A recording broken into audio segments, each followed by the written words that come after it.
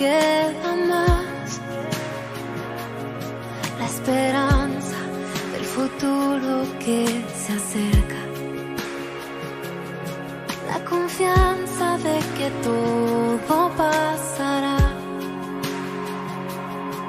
El consuelo para el corazón que llora. El aliento cuando ya no queda más. La esperanza del futuro que se acerca. La confianza de que todo pasará. Mi ancla firme está. No temeré, sé que tú conmigo estás. Me aferro a tu bondad y en el dolor me recuerdas la verdad. Tu amor a mí me sostendrá.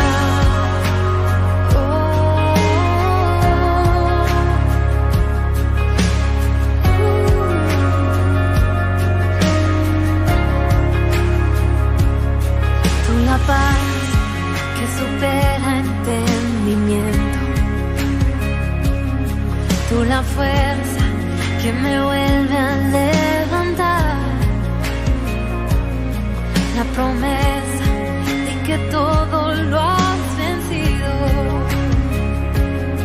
La confianza de que todo pasará. La certeza de que pronto volverás. Mi ancla firme está y no temeré. Sé que tú conmigo estás. Me aferro a tu bondad. En el dolor me recuerdas la verdad. Tu amor a mí me sostendrá.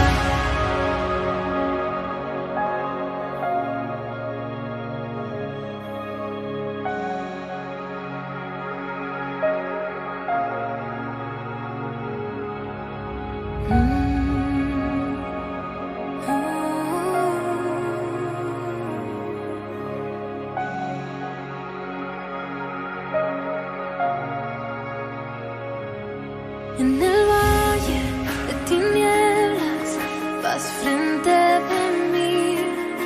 Voy camino en la tormenta mirándote a ti.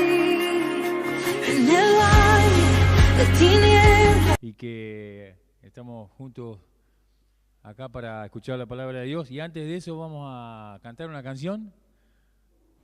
Una vieja canción que no cantamos casi nunca, pero que nos hace acordar que Dios es fiel, a pesar de nosotros, a pesar de nuestras debilidades, de nuestras flaquezas. Él es grande y también grande es su fidelidad. Así que nos ponemos de pie y las cantamos 2 veces. Después tenemos una oración y Nelson nos entrega la palabra en esta noche.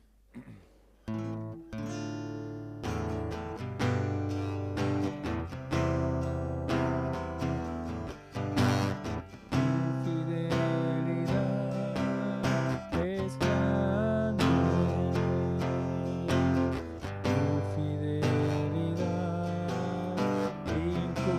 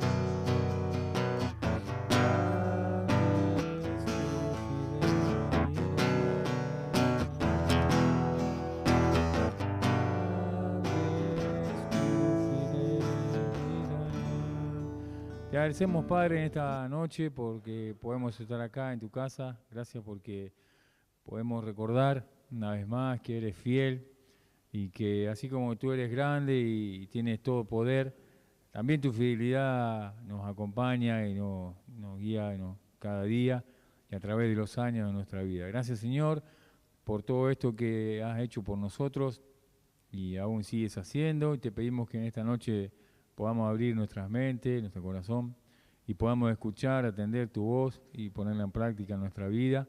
Y así tú bendices, Señor, a cada uno de nosotros. Te pedimos por Nelson que tú lo guíes, Señor, y puedas hablar a través de él con tu palabra.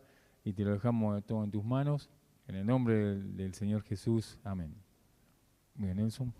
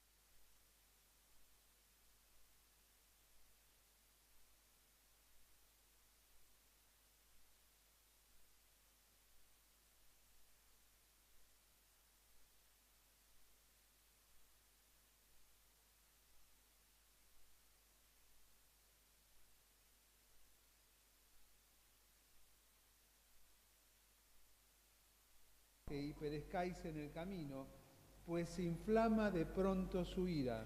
Bienaventurados todos los que en él confían. Este es un salmo de David en los Hechos de los Apóstoles, en el capítulo 4, verso.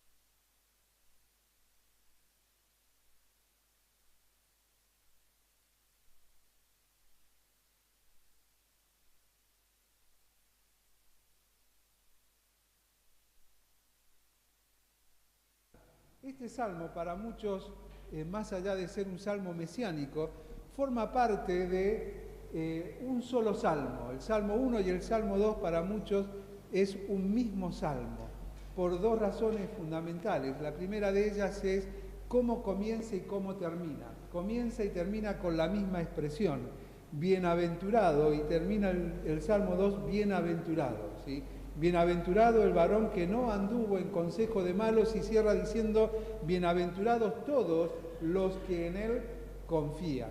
Pero también el Salmo 1 habla o el tema central son los caminos. Habla de dos caminos, es antinomia del camino de la luz y el camino de la oscuridad. La bendición de andar en el camino de la luz, el cuidado que debemos tener al andar en él para no andar en la oscuridad, recordando precisamente que la luz, como decía Juan, en las tinieblas resplandecen y las tinieblas no estarán por encima de la luz, no prevalecerán por encima de la luz. Y en el Salmo 2 habla precisamente de una comunidad, no de caminos, sino de comunidades. Dos comunidades, una comunidad liderada por el Rey de Reyes, por el Rey de las Luces, y una comunidad liderada por precisamente todo lo opuesto, el mismo enemigo, el mismo Satanás, ¿sí? Y cuando miramos este salmo hay 4 estrofas bien marcadas, ¿sí? De hecho, en especial la Reina Valera lo separa en estrofas y nos ayuda en cierta medida a poder reflexionar mejor en ellas, ¿sí? Es un salmo donde precisamente el tema es el rey prometido, ¿sí? O el rey profetizado. Por eso es un salmo mesiánico, habla del Señor Jesucristo. Obviamente David al escribirlo no tenía quizás idea o no tenía pensado todo esto, pero el Espíritu al susurrarle con soberana sabiduría aquello que había de escribir, estaba anticipando lo que sería precisamente el reinado de Dios sobre la tierra. Y lo primero que marca del verso 1 a 3 es la necesidad de ese gobierno por una rotura o rebelión social. Dice el verso primero: ¿por qué se amotinan las gentes y los pueblos piensan cosas vanas? Es que en esa rotura o rotura con Dios o rebelión social, lo primero que el ser humano refleja es la corrupción moral que tiene instalada en sí mismo por su condición de pecado, ¿sí? En la naturaleza humana está precisamente la esencia del pecado. Dice en Génesis capítulo 6 que Dios vio al hombre, ¿no? Primero prometió no volver a destruir la tierra, pero dice, hay algo que vio y que sigue vigente desde las puertas del Edén, o incluso dentro del Edén, porque allí es donde el hombre peca hasta ese momento y sigue vigente hasta el día de hoy. Pablo, tomando quizás esa idea, le escribe a los romanos en el capítulo 3 y lo dice de otra manera, y es que no hay justo ni aún uno, no hay quien busque a Dios. Dios decía en Génesis capítulo 6, y vio Dios que la intención del corazón del hombre era de continuo el mal.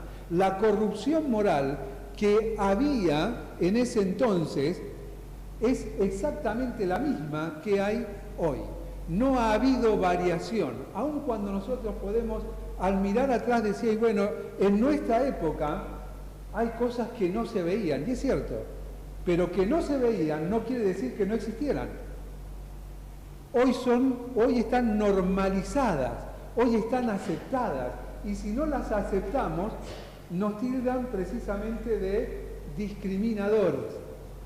Pero, decía el sabio Salomón en el libro de Eclesiastés, no hay nada nuevo debajo del sol, todo lo que es ha sido ya, y lo que será ya fue. ¿Por qué? Porque la intención del corazón del hombre ha sido de continuo el mal. La corrupción moral de la humanidad, como lo decía el mismo apóstol Pablo escribiendo a los romanos, nace en los pensamientos del hombre. Dice que Dios los entregó a sus propios pensamientos. Esos pensamientos los llevaron a prácticas que satisfacían sus propios deseos. Y esas prácticas lo llevaron a pasiones desordenadas. Y cuando leemos allí en Romanos capítulo 1, vemos esta escalera descendente que nace no en la acción, sino que nace en el pensamiento. Y a lo largo de la Biblia nos encontramos que la corrupción moral, que mora inclusive en nosotros, porque el mismo apóstol Pablo decía, tengo una lucha conmigo mismo, porque mi peor enemigo soy yo, porque el bien que quiero hacer no lo hago, porque la corrupción moral que está en mi genética, en mi ser, muchas veces es más fuerte que yo. Tengo esa lucha, tengo esa corrupción moral en mí. Dios me limpió del pecado que me condenaba y me llevaba hacia el mismo infierno. Pero ahí comienza el obrar de Dios en mi vida, que Dios va a obrar en la medida en que yo se lo permita a Él. Pero sigue vigente, y lo decía el sabio Salomón, esta corrupción moral y esta intención, dice en Proverbios 24:2, pues en su corazón traman violencias y sus palabras, o en sus palabras, siempre hay problemas. Siempre hay problemas. Son cosas que suceden todos los días, no suceden a diario, ¿sí? Siempre hay alguien pensando, o a veces yo estoy pensando de manera violenta en mi corazón, pero aunque no lo realice de manera práctica o visible, ni siquiera lo verbalice, no quiere decir que eso sea pecado. Porque el pecado nace en el pensamiento. Y cuando yo no cuido mi pensamiento, no estoy teniendo temor de Dios. Decía David en el Salmo 139, hay una expresión que dice, estas son cosas demasiado maravillosas para mí, son demasiado elevadas, no la puedo comprender. Pero ¿qué cosas? Decimos, bueno, si subo a los cielos, Dios está, a lo profundo de la tierra, del Seol, allí tú estás. No, lo más asombroso para él es que aún no está la palabra en mi boca. Es decir, ¿dónde está? En mi pensamiento. ¿Dónde nace la corrupción moral? En el pensamiento. No está la palabra en mi boca, pero sí en mi pensamiento. Y he aquí que tú ya la sabes toda. Es por eso que es importante que yo tenga cuidado, como decía el mismo Salomón, de que de mi corazón, sobre toda cosa guardada, guarda tu corazón, porque de él mana la vida. Si bien no es el corazón biológico, sino está hablando de el nido, la esencia, el lugar donde anidan nuestras emociones, nuestros sentimientos, y obviamente que tienen una influencia directa en cada una de mis decisiones. Debo cuidarlo, debo guardarlo. El mismo Señor Jesucristo decía, el hombre bueno del buen tesoro de su corazón, de la esencia de lo que es, de lo que prima en sus vidas, en sus decisiones, de allí saca o lo bueno, el hombre bueno lo bueno, el hombre malo lo malo. Es decir, mi parte buena, como ahora está esta película que está en la segunda temporada, que es recomendable, las dos intensamente, que habla de la lucha de las emociones, las cosas que pasan en la cabeza. Eso nos pasa a todos, Por eso es interesante verlo y mirarlo de manera objetiva, porque eso te pasa, eso me pasa a mí. Hay una lucha interna, esas emociones batallan dentro mío y soy yo el que termina dándole lugar a una o a otra. ¿Para qué? Para que precisamente salga a la luz y refleje mis prioridades. ¿Y qué es lo que termina saliendo? Bueno, aquello que está a mano, está a mano. Hay una, como para tomar un ejemplo y pasar al segundo punto de la rotura o rebelión social, hay una gran diferencia entre hombres y mujeres, ¿no? Y a veces el hombre, como somos un poquito más cuadraditos, a la hora de vestirse, ¿qué se pone el hombre? No me van a decir pantalón y camisa, lo que tiene a mano, ¿o no? Lo que agarra, abre un cajón, abre un placar, lo que haya a mano saca y se lo pone. ¿Qué hace una mujer? Saca todo. Saca todo. Y saca cosas que no sabemos por qué la saca, porque es imposible que las use para venir un miércoles con el frío que hace, pero igual es una opción más, ¿no? Es una opción más. Y entre todas las opciones elige. Bueno, cuando brota de mí lo malo, sería una acción de un varón. Lo que hay a mano es lo que sacamos. Si es enojo, si es ira, si es rencor, lo tomo y lo saco. Ese es el hombre viejo. El hombre nuevo, y acá se van a poner contentas las chicas, debiera ser como las chicas cuando eligen la ropa. Desplegar todas las opciones y elegir la mejor.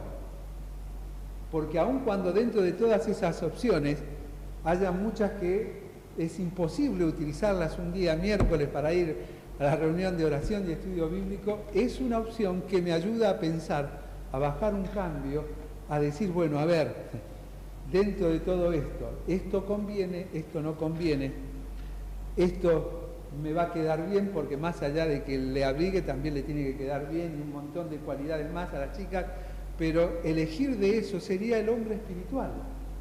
El hombre maduro, el cristiano maduro, es aquel que antes de decidir, antes de expresar una reacción ante un estímulo o una situación, coloca adelante todas las opciones, aun aquellas que parecen innecesarias o que no vienen al caso todas. ¿Por qué? Porque aún esas me permiten calmarme, esperar, tomar la mejor decisión y de esa manera, a través de mis acciones, reflejar lo que es prioridad en mi corazón. Y saco lo que tengo a mano, pero ¿qué es prioridad? Prioridad. Por eso la Biblia nos habla tanto de ser prudentes, de ser sobrios, que sobrio es prudencia, es reflexionar, es antes de hablar, pensar, meditar sobre todas las opciones. Antes recuerdo que nos decían, siempre tenés que preguntarte qué haría Jesús en esa situación. Por ahí quizás no es la mejor pregunta, pero es un buen ejercicio, ¿no? Que nos ayuda un poquito a bajar las revoluciones del momento y ver qué sería lo mejor como hijo de Dios para de esa manera poder disfrutar la bendición de Dios para mi vida. Decíamos que algunos comentaristas hablan de que el Salmo 1 y 2 forman parte de uno mismo y dentro de las razones es que comienza y termina con la misma frase. Y si recuerdan, veíamos que esta expresión bienaventurado no es una promesa, no es una consecuencia de una acción, sino que el ser bienaventurado es una cualidad adquirida desde el momento en que hemos recibido a Cristo en nuestro corazón. Por eso las bienaventuranzas del Sermón del Monte no son para disfrutarlas en medio de la angustia, porque dice, bienaventurados los que lloran, porque ellos recibirán consolación. Lo que nos quiere hacer ver es que nosotros como bienaventurados, como hijos de Dios, como escogidos de Él, aún en medio de la aflicción, tenemos un consuelo, un consolador distinto que aquellos que no tienen a Cristo en su corazón. Por lo tanto, esa bienaventuranza se acciona en mí, esa cualidad que tengo, y aún en medio de la dificultad, como lo que decía el apóstol, ¿sí? Tened por sumo gozo cuando os halléis en diversas pruebas. ¿Por qué? Porque sos bienaventurado. Porque el gozo no va a quitar la prueba. El gozo no nos va a mostrar la salida en la prueba. Pero el gozo se alcanza cuando en medio de la prueba puedo ver a Dios obrando allí. Cuando puedo ver a Dios permitiendo todas las cosas. ¿Por qué? Porque Él es soberano. Recuerdo que alguna vez hablando con Jaime hubo una frase que me llamó la atención, ¿no? Y después la hablamos muchas veces. De hecho, hace algunas semanas la volvimos a hablar, porque me sigue llamando la atención. Y cada vez que hablamos hay algo nuevo que comparte. Y es, íbamos a visitar un hermano y me dice, Nelson, dice, en la casa donde hay un enfermo hay que sacarse los zapatos, porque es lugar santo. Obviamente, viste, cuando te dicen cosas que no esperás, lo obvio es callarse para no meter la pata, ¿no? No dije nada, no pregunté, no le miré a Jaime si se sacó los zapatos, no se sacó los zapatos, ¿no? Pero después cuando nos fuimos le pregunté, Jaime, ¿por qué dijo esto? Y porque allí Dios está obrando. Allí Dios está obrando. Y es cierto, en medio de las dificultades, Dios está obrando. Obrando si somos sus hijos, inclusive si no son sus hijos, Dios está obrando para que la semilla del Evangelio pueda germinar. Dios está obrando. Y nosotros debemos ser prudentes. Debemos tomar, como decíamos recién, lo mejor, la mejor elección a mano. ¿Para qué? Para ser instrumentos de bendición en medio de la dificultad. Porque si bien el otro consolador mora en cada uno de nosotros, muchas veces es como la luz. Para que la luz ande o para que el micrófono ande, justo lo que pasó, ¿no? Hay que prenderlo. Yo me voy a defender, no me dijeron prenderlo, siempre me lo dan prendido los muchachos. No le estoy echando la culpa, ¿no? Son cosas que pasan, pero viene justo. Hay que prenderlo, hay que accionarlo. El Consolador está. Dios está trabajando. Pero ¿a quién le gusta estar enfermo? ¿A quién le gusta estar sin trabajo? ¿A quién le gusta estar en medio de una necesidad? ¿Quién se regocija automáticamente en medio de la dificultad? Y nos cuesta.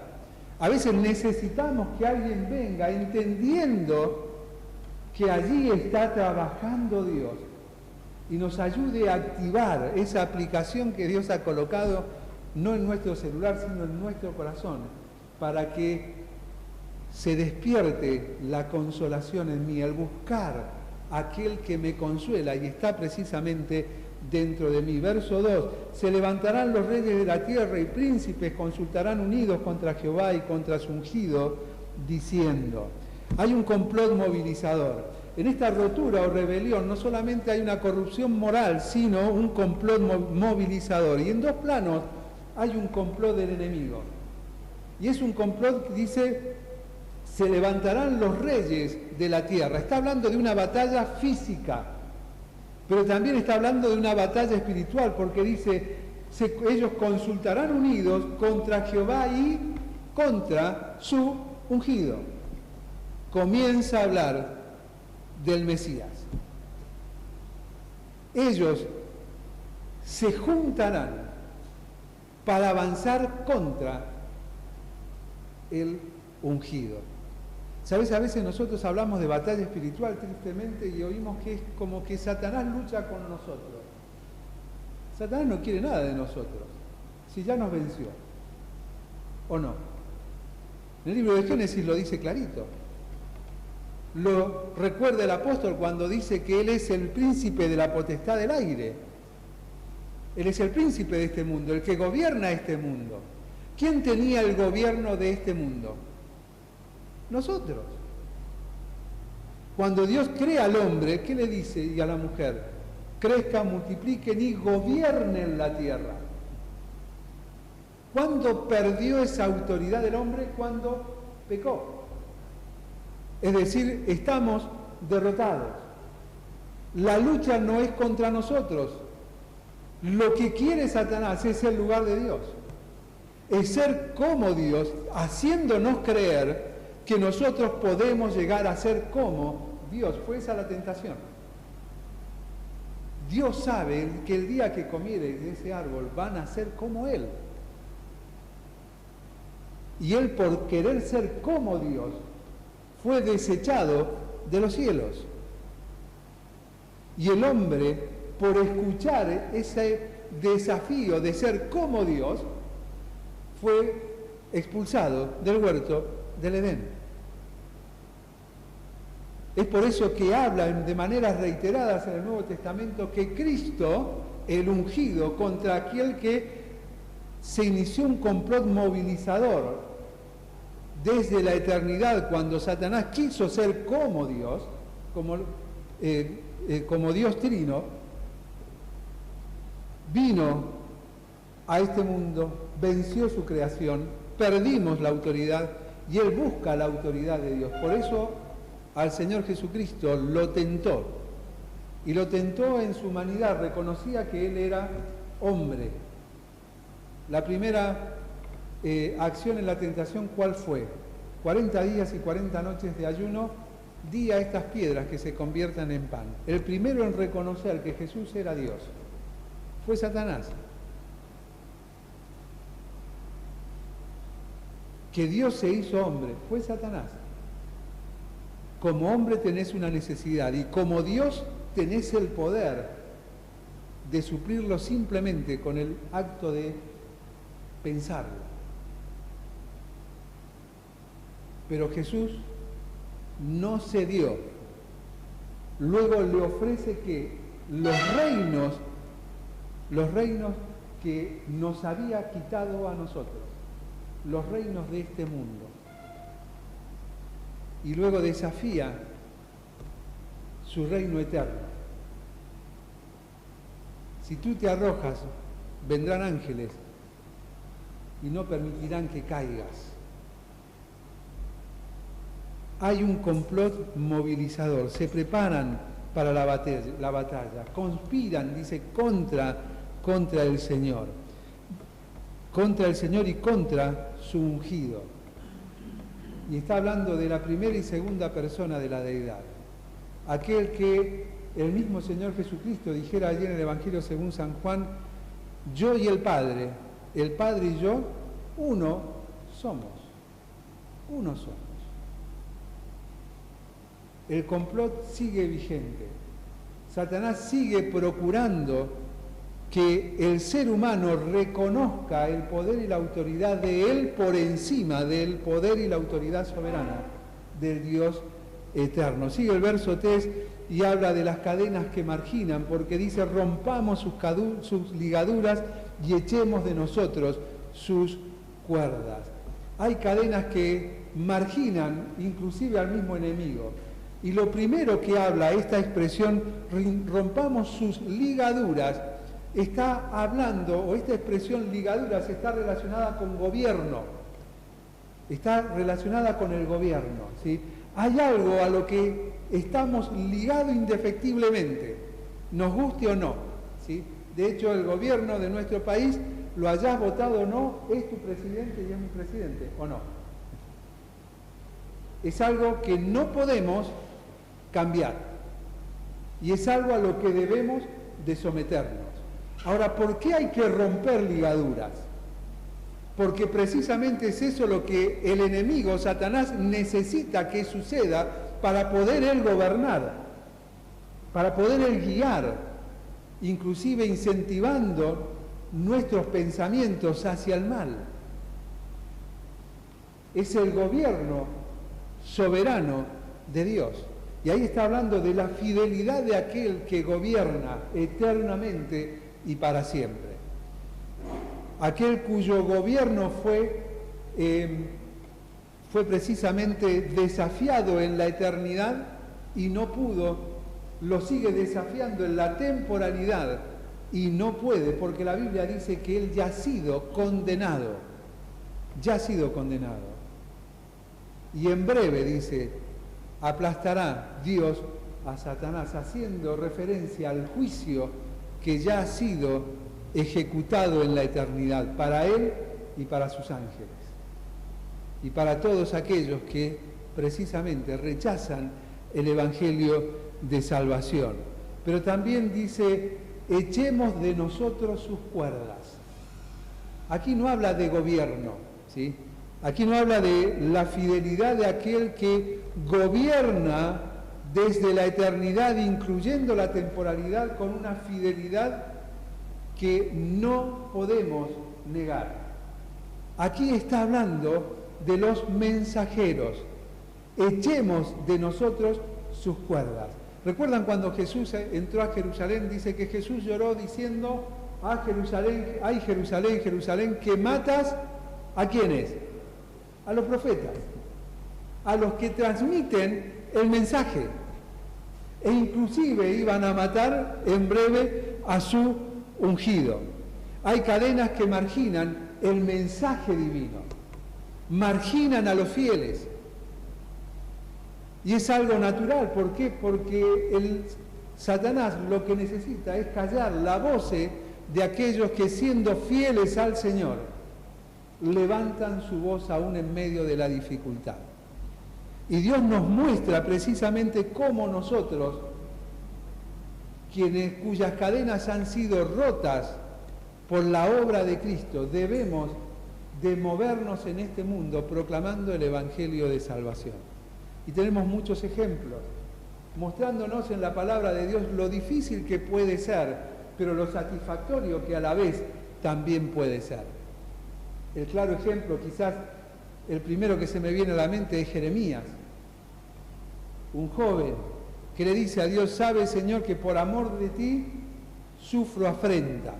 Esa expresión sufro afrenta, que la vamos a encontrar en su libro, cómo lo expresa, y también en el libro de Lamentaciones, hacía referencia a que no solamente el pueblo de Israel estaba en contra de él, ¿por qué? Porque traía el mensaje divino y no les agradaba el mensaje de Dios, sino que dice: aún los de mi casa me aborrecen, aún mi familia, mis parientes me aborrecen.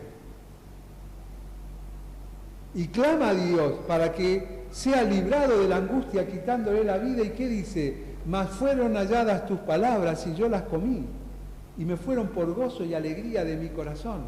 Es decir, hubo un renuevo dentro de mí cuando me encontré con el mensaje que me recuerda que yo debo ser fiel como Él es fiel, más allá de mis limitaciones, y que aún en mis dificultades debo clamar a aquel cuya fidelidad es indiscutible para que me ayude a ponerme en pie y continuar con la labor que me ha sido encomendada.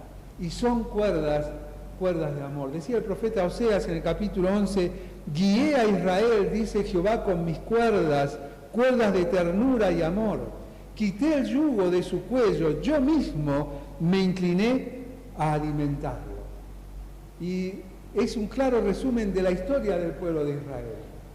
Lo que Dios hizo, no lo hizo con imposición, sino los atrajo con cuerdas de amor. También dice, la heredad, buena heredad me ha tocado. ¿Por qué? Porque las cuerdas me han caído en lugares deleitosos. Y las cuerdas eran usadas para medir. Y hacía referencia a ¿qué? A la división de la tierra prometida, lo que Dios les había dado, algo que ellos no tenían, pero que Dios se lo había prometido. Y nosotros podemos pensar y trazar un paralelismo con nosotros. Llegará el momento en que vamos a poder disfrutar que las cuerdas que el Hijo tiró en su heredad eterna allí en los cielos, las tiró con amor. ¿Para qué? Para dividir, para compartir su heredad con cada uno de nosotros. ¿Qué decía el apóstol Pablo? Si somos hijos, también herederos. Y si herederos, coherederos, juntamente con Cristo, de las herencias celestiales. ¿Cómo no podemos decir que las cuerdas nos cayeron en lugares deleitosos? Y bueno, es que es una heredad que no la veo, no la percibo. Es una heredad que no toco la billetera y los bolsillos y no aumenta. Pero muchas veces la heredad que yo deseo y anhelo, así como me llena el bolsillo, ¿qué pasa tristemente con el bolsillo? Se vacía, ¿o no? ¿O me pasa a mí nomás? Se llena, decimos que es el efecto del que recién cobra, ¿no?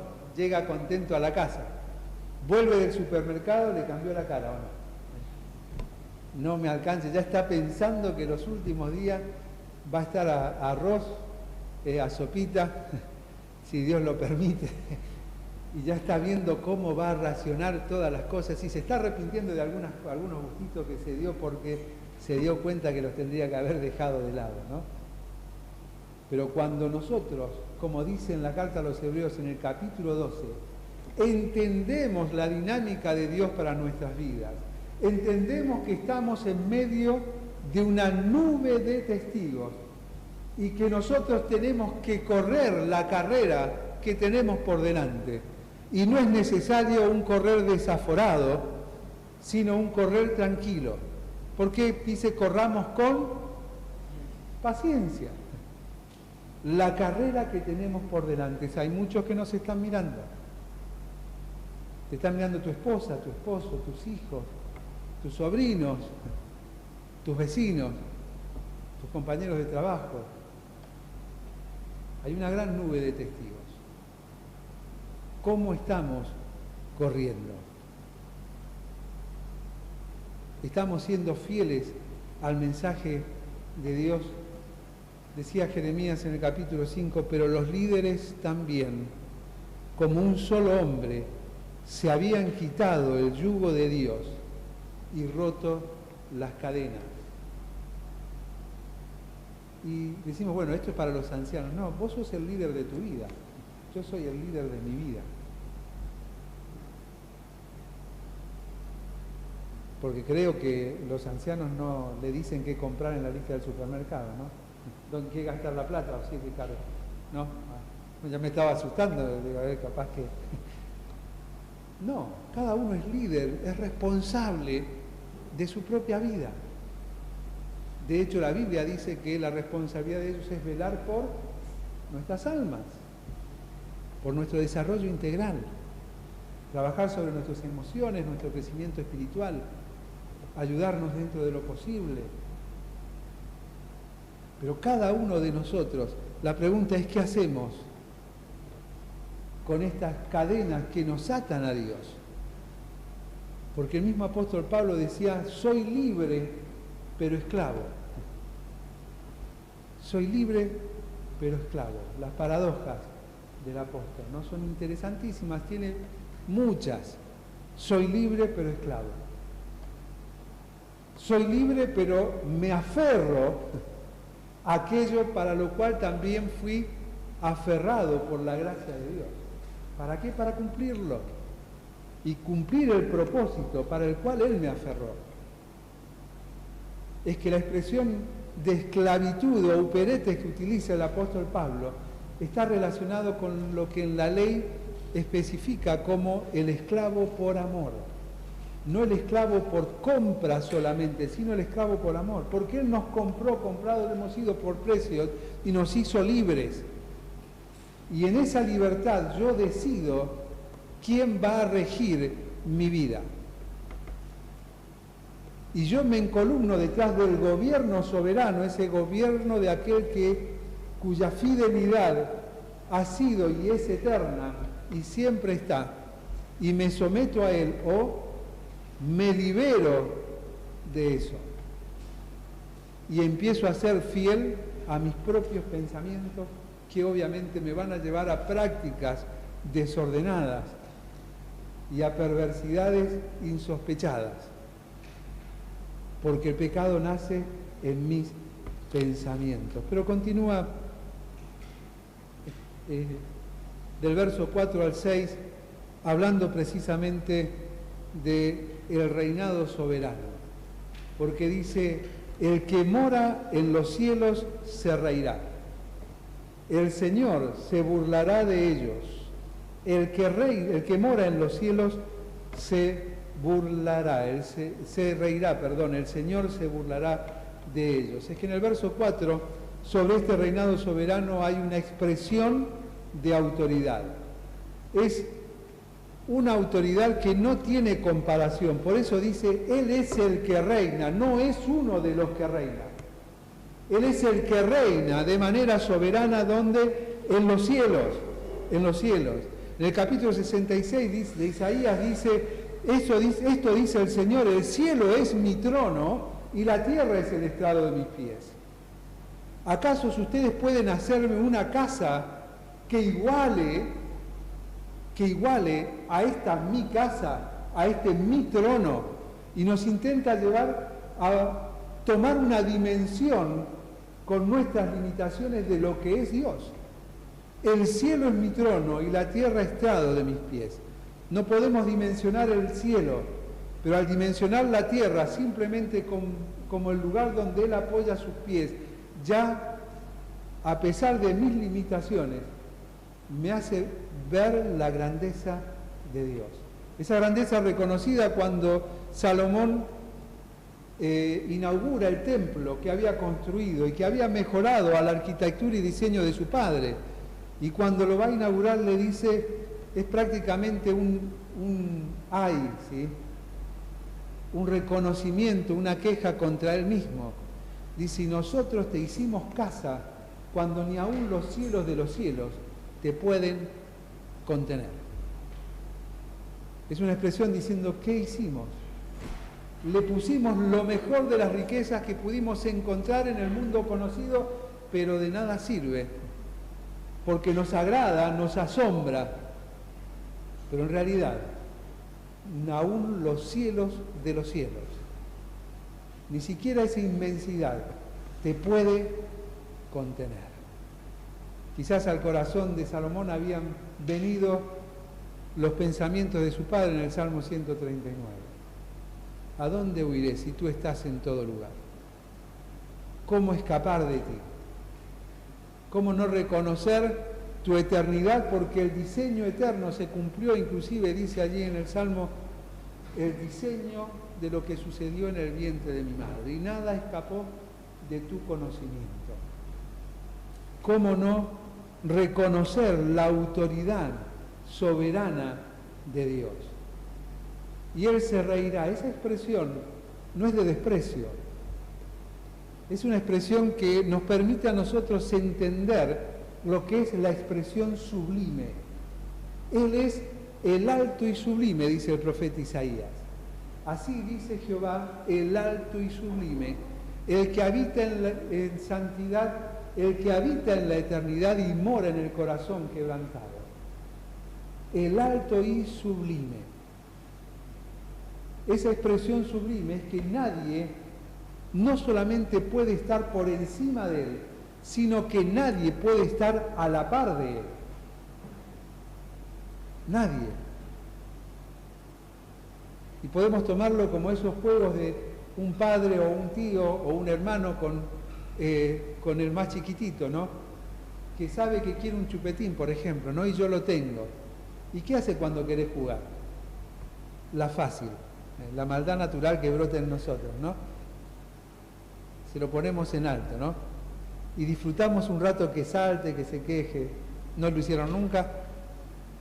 O yo he sido el único maldito con mis sobrinos, mis hijos, ¿no? Y nos reímos un rato. Es esa la expresión que dice, el que mira desde los cielos se reirá. Porque aún extendiendo mi mano de manera natural no lo vas a alcanzar. Es por eso que Él se tuvo que aproximar a nosotros.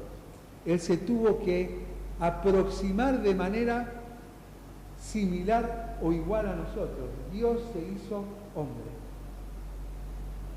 para que extendiendo su mano, no para darnos algo, sino para ser clavadas allí en una cruz y ofrecer su vida en rescate por cada uno de nosotros, poder alcanzarnos para salvación y para vida eterna. Expresa autoridad. Pero en el verso 5, este reinado soberano muestra un equilibrio en acción.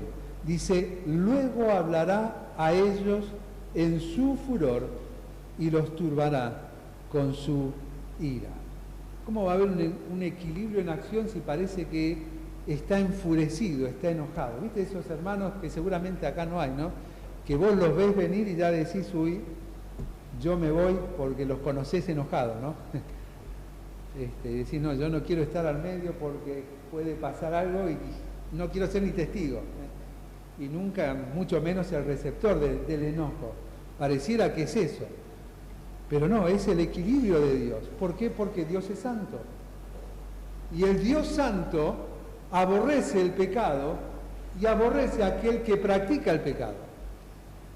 Es por eso que Él se aproximó a nosotros, porque era la única manera de que nosotros pudiésemos acceder al beneficio de entrar delante de su presencia, no por nuestros méritos, sino por los méritos de su Hijo, por medio de la sangre de su Hijo, y así ser aceptos precisamente en el amado. Y aun cuando quizás el Evangelio confronta y duele, lo primero que debemos entender es lo que decía Santiago, que la ira del hombre, el enojo del hombre, en función de lo que Dios plantea en su Evangelio, que dice, no obra la justicia de Dios, ni para salvación, ni para santidad, ni para justicia según nuestros pensamientos. Y si hay algún deseo, anhelo de venganza, que dice, mía es la venganza, dice el Señor. Él es el soberano. Y lo encontramos en la palabra de Dios en muchas ocasiones, en especial en el Antiguo Testamento, donde Dios llama, como lo hizo con Moisés antes de morir. Y le dice, este es tiempo de la venganza contra los moabitas por lo que les hicieron. Y había una generación nueva que estaba por entrar a la tierra prometida. El daño se lo hicieron a sus padres. Pero con esta generación Dios le mostró que Dios no tiene por inocente al culpable. Y es justo delante de Dios, dice el apóstol Pablo escribiendo allí a los hermanos en Tesalónica, dar justa retribución. Y esa justa retribución es de bendición al que hace bien y es de castigo al que hace mal.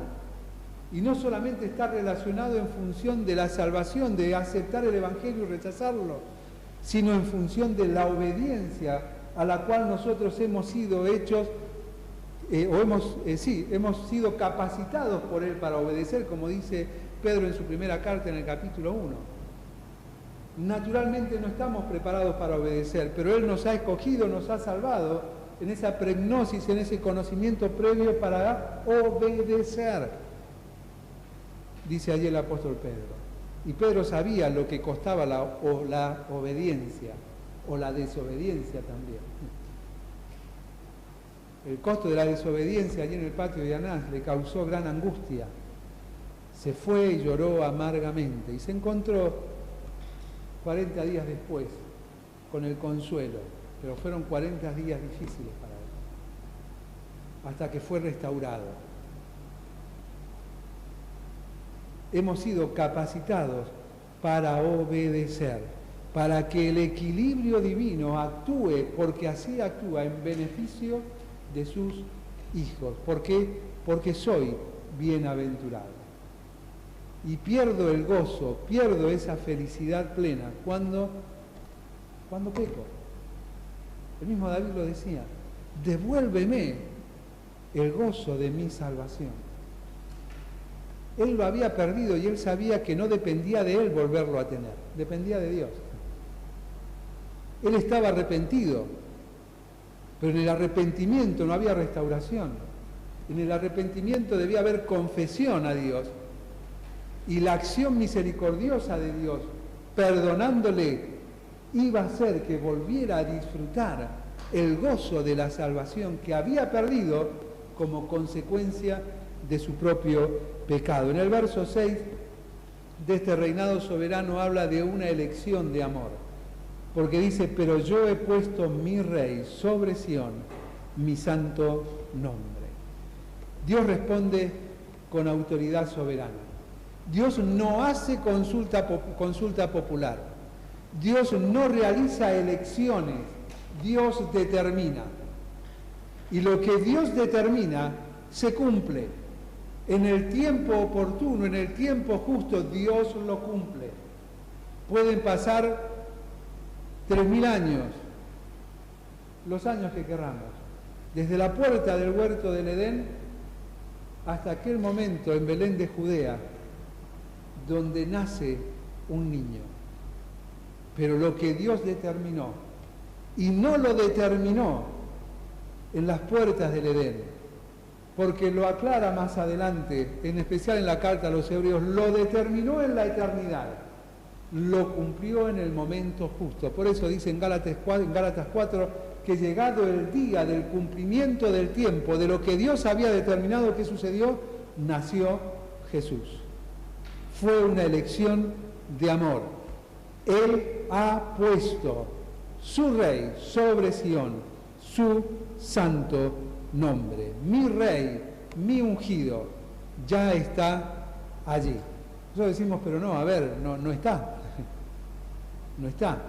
Y vienen los debates escatológicos.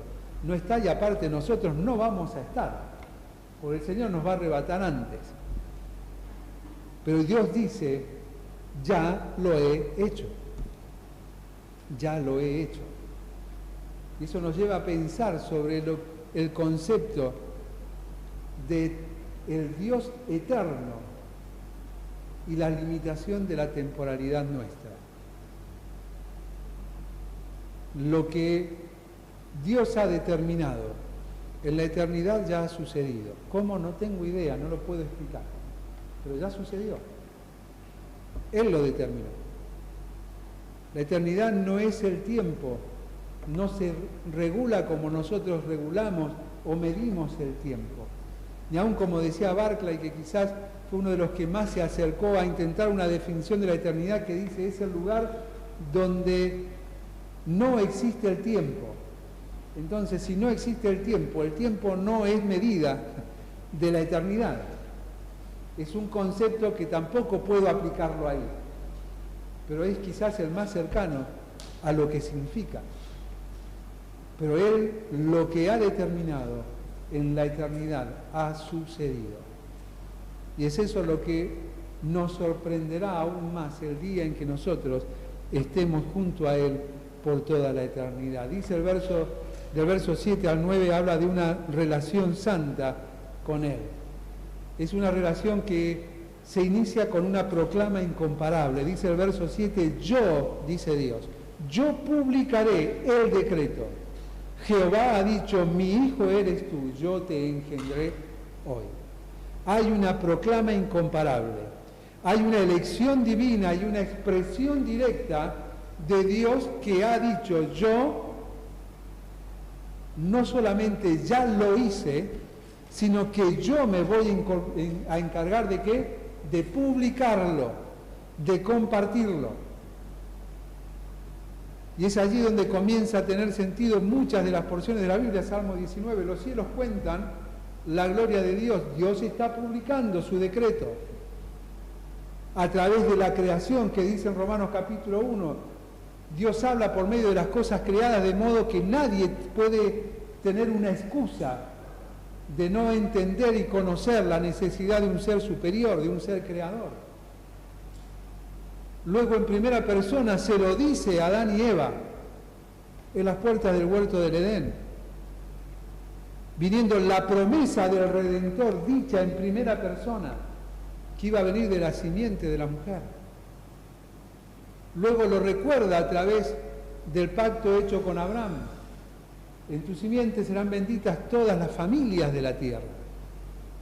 Lo recuerda con los profetas, el que hace la proclama es Él. El que inspiró este salmo fue Él. Hablando de quién, de aquel que había de venir, Él hizo la proclama, Él la determinó. En su santidad, para que nosotros fuésemos aceptos, era necesario que no nos olvidáramos nunca la necesidad de un sacrificio. Es por eso que la historia del hombre en la redondez de la tierra, fuera del huerto del Edén, el hombre natural, el hombre en su pecado, se inicia con un sacrificio realizado ¿por quién? Por Dios. Los vistió con pieles de animales.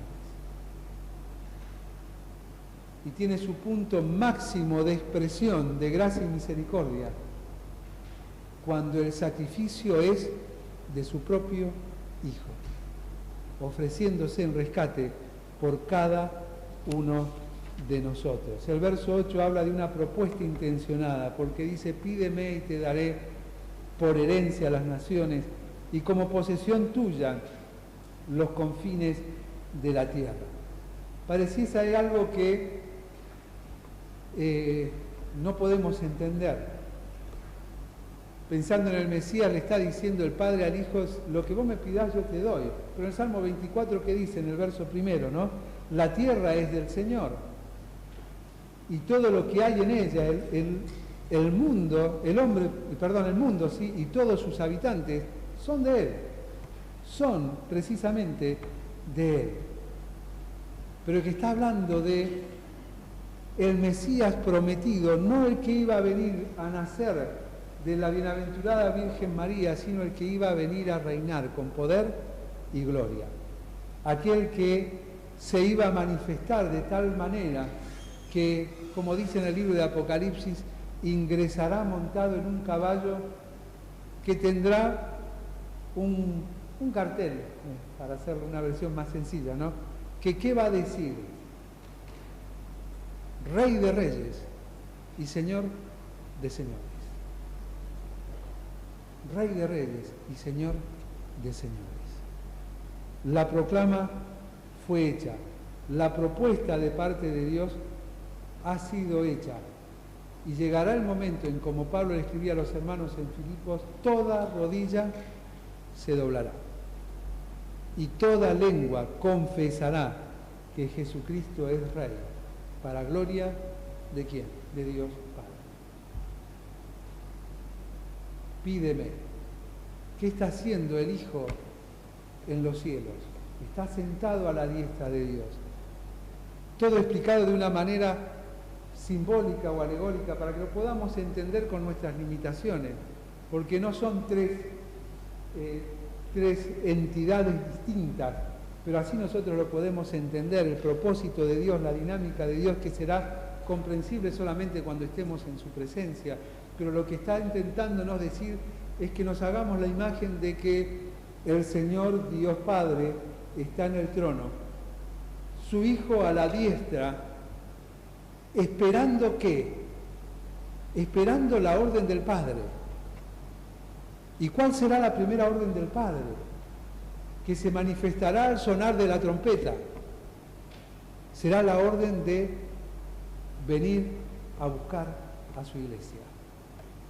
Pero habrá más órdenes. Vamos al libro de Apocalipsis, sonará la trompeta y Él pondrá su pie sobre la tierra y reinará por 1000 años.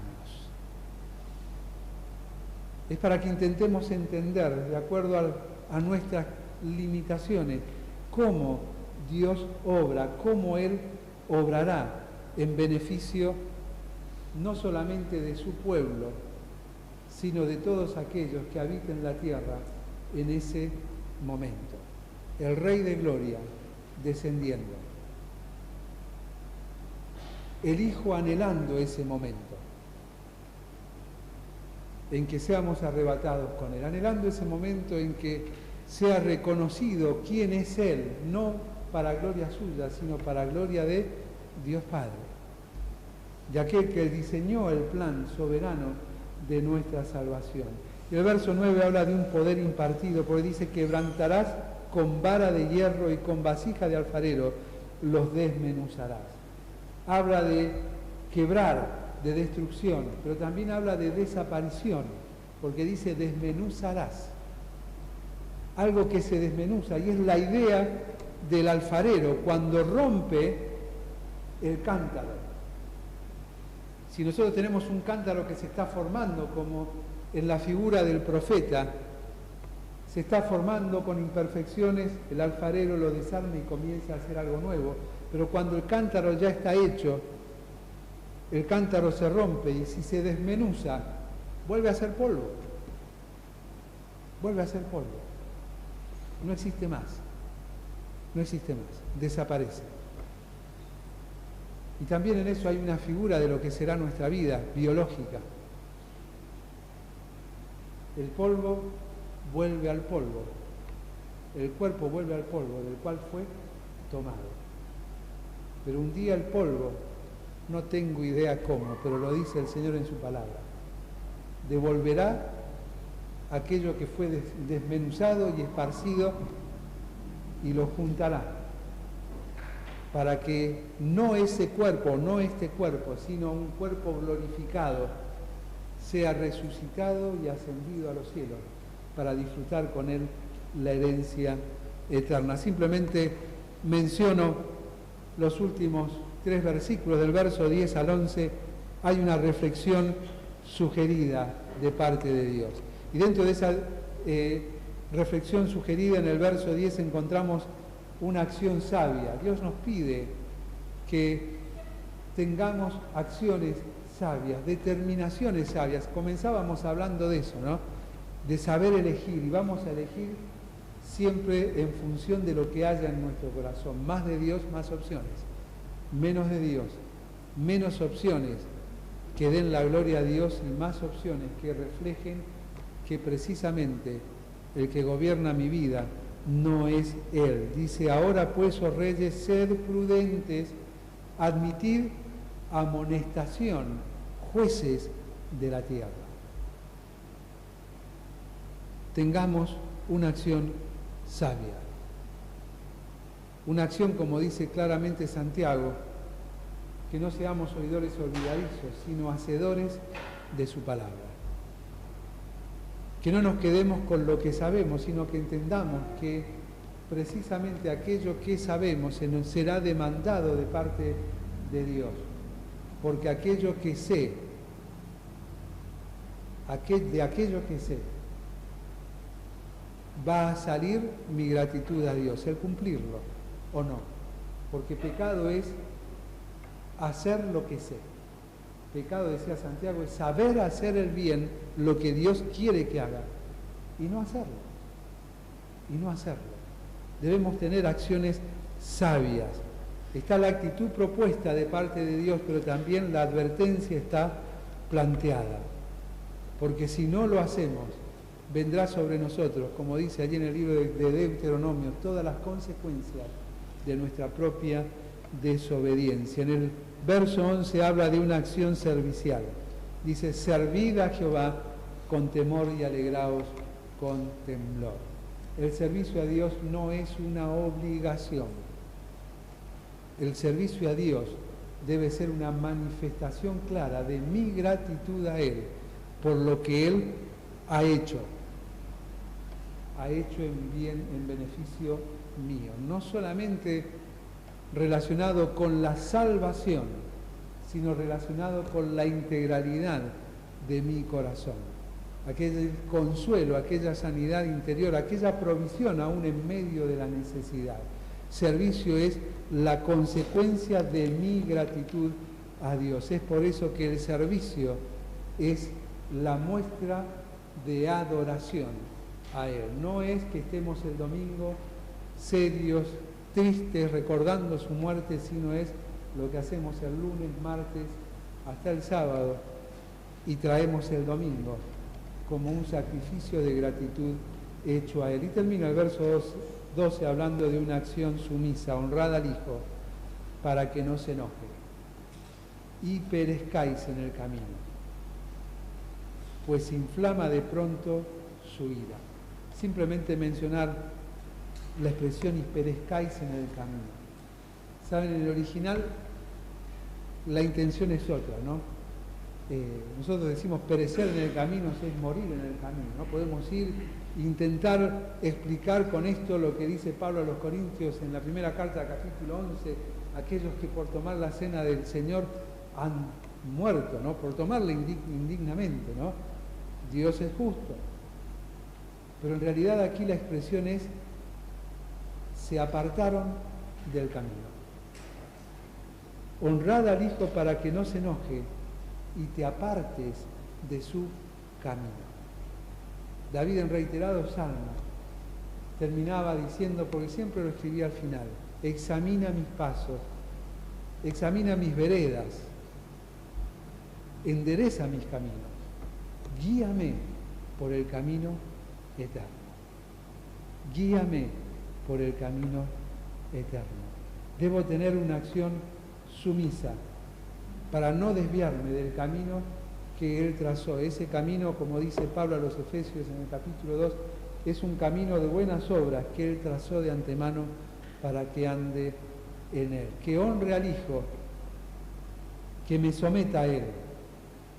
Pedro lo entendió y escribía en su primera carta en el capítulo 5, humillaos pues bajo la poderosa mano de Dios, porque llegará el tiempo en que Él sea quien nos exalte y podamos así disfrutar lo bienaventurado que soy si confío en Él. Pero el confiar en Él no es una expresión de deseo ni de palabras, sino es una actitud de vida cotidiana. Que el Señor bendiga su palabra.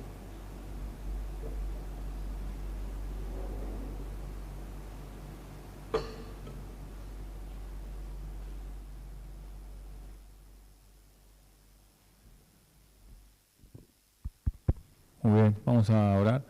Gracias, Señor, gracias, Padre, por esta exposición, gracias por este hermoso salmo que nos hace acordar de que tú estás en el trono, Señor, que tú eres todopoderoso y todo lo sabes y tienes todo sumamente planeado y controlado aún para nuestras vidas y para nuestro país, para el mundo entero.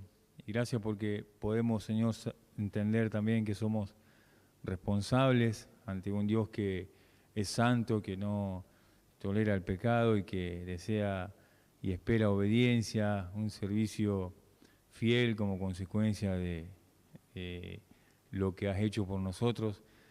Y gracias porque también somos bienaventurados, somos dichosos por conocerte, por tenerte en nuestro corazón, y por eso podemos pasar o soportar las pruebas, las dificultades, las tentaciones, sabiendo que tú eres fiel y siempre tienes un propósito para cada una de nuestras vidas. Gracias, Señor, te pedimos por aquellos que están sufriendo, que están pasándola mal en estos tiempos, para que ellos puedan disfrutar también de tu fidelidad y fortalecer su fe, aún en medio de las dificultades.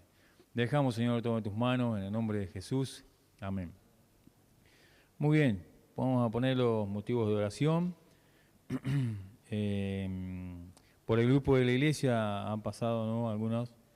Recordamos a Esperanza, que tiene que hacerse un estudio, que le sacaron para hacer un estudio, así que oramos por ella y por lo que viene, y por lo demás que están también enfermos. Nos acordamos de Martina, en el sur.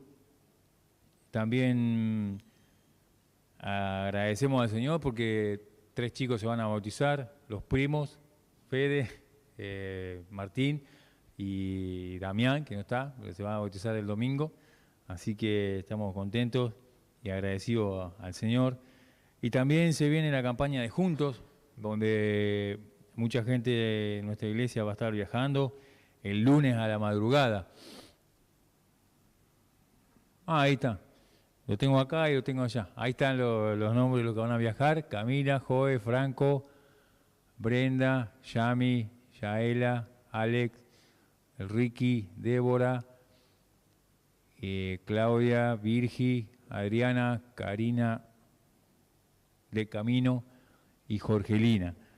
Los que van a cocinar son Jorgelina, Claudia, Seba, Marta de Paiva, Karina de Camino, Adriana y Virginia va a cocinar también. Va a cocinar, muy bien, Virginia. Virginia Roth, ¿no? Así, y lo demás, supongo que van a estar con la campaña, ¿no?, y haciendo lo que tienen que hacer. Así que oramos por ese tiempo. Toda la semana que viene van a estar ellos allá y capacitándose, saliendo por las casas, y en Córdoba, ¿no? En Córdoba. No digo porque no sé bien el lugar donde es. Bueno. Está acá. Ahí está, claro. Las Salinas, Córdoba. Yo pensaba que Las Salinas era, no sé, otro lugar, un lugar de... Pero Las Salinas se llama el lugar. Está. Bueno, búsquenlo en el map porque no sé dónde está. Así que si alguno tiene otro motivo de oración, ahí está Ale con el micrófono y luego nos separamos. Si me olvido de alguno que está tal vez enfermo o hay un nuevo enfermo, que lo puedan mencionar a través del micrófono.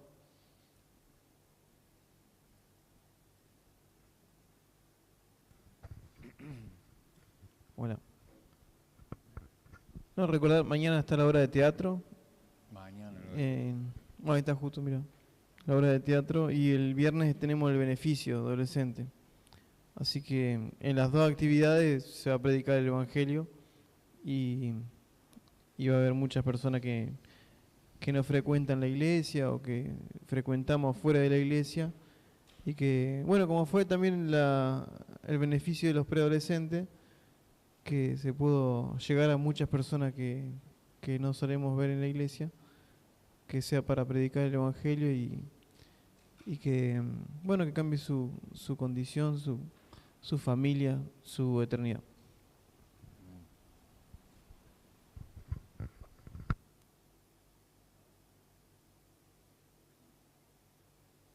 Hay más motivos, entonces nos separamos, a 2 o 3, y oramos en esta noche.